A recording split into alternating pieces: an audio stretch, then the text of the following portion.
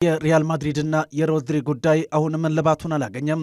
ሮድሪ በሪያል ማድሪድ ቤት የመጫወት ትልቅ ሕልም እንዳለው የተነገረ ሲሆን ክለቡንም መቀላቀል ይፈልጋልም ተብሏል። ምናልባትም አሁን ላይ በስፔን ቤት የመገንባት እቅድም ስላለው ሪያል ማድሪድን ኢላማ ሳያደርግ እንዳልቀረም ተገምቷል። ሪያል ማድሪድ ተጫዋቹን ለማስፈረም እስከ 60 ሚሊዮን ፓውንድ ለመክፈል ዝግጁ ሲሆን ማንቸስተር ሲቲ ከዚህ በላይ የሚጠይቅ ከሆነም ማድሪድ ለመክፈል ፍላጎት እንደሌለውም ተገልጿል። ተጫዋቹን ፍሎረንቲኖ ፔሬዝ ወደ ማድሪድ እንዲሄድም ይፈልጋሉ የሚሉ መረጃዎች በስፋት የተደመጡ ሲሆን በዚህ ልክ ግን ገንዘቡን ለመክፈል ፍቃድ አለመኖሩን ተከትሎ በርካቶች ፍሎሬንቲኖ ፔሬዝ ምን አስበው ነው የሚለውን ትችትም እንዲሰነዘርባቸውም አድርጓል።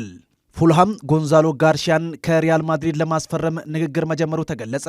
የእንግሊዙ ክለብ ፉልሃም ጎንዛሎ ጋርሺያን ከሪያል ማድሪድ የአሰልጣኝ ጆዜ ሞሪኒዮን መምጣትን ተከትሎ በክለቡ ተፈላጊ እንዳልሆነም እየተገለጸ ይገኛል። ተጫዋቹ በቀጣይ በቂ መጫወቻ ጊዜ መፈለጉን ተከትሎ አዲሱ ከሪያል ማድሪድ ወደ ፉልሃም ያቀኑት አሰልጣኝ አርቤሎአ ተጫዋቹን በጥብቅ እንደሚፈልጉትም ተገልጿል። እሳቸው ይህንን ተጫዋች በሪያል ማድሪድ በደንብ ማወቃቸውን ተከትሎ ወደ እንግሊዙ ፉልሃም እንዲያቀና ትልቁን ሚና እየተጫወቱም ይገኛሉም ተብሏል። ተጫዋቹ አሁን ላይ በአውሮፓ ክለቦች የሚፈለግ ሲሆን ነገር ግን የመጀመሪያ ጉዞውን ወደ ፉልሃም ሊያደርግ እንደሚችልም መረጃዎች በስፋት እየገለጹ ይገኛሉ።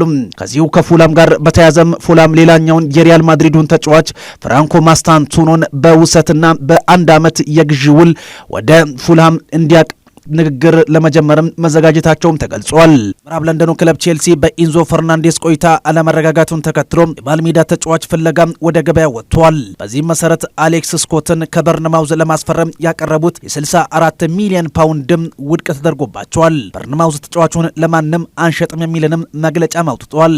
ከዚህ ተጫዋች ጋር በተያያዘም በርንማውዝ አሌክስ ስኮትን ለየትኛውም ክለብ የመሸጥ ፍላጎት እንደሌላቸውንም ገልጿል። ተጫዋቹ እስከ 2028 የሚያቆይ ኮንትራት በበርንማውዝ ቤት አለው። ማንም ተጫዋቹን ቢፈልግ እኛ አናስተናግድም የሚልንም ክለቡ መግለጫን አውጥቷል። አስቶን ቪላ አሌሃንድሮ ጋርናቾን ለማስፈረም ተስማማ። አስቶን ቪላ አሌሃንድሮ ጋርናቾን ከቼልሲ በውሰት ውል ለማስፈረም ከስምምነት ደርሷል።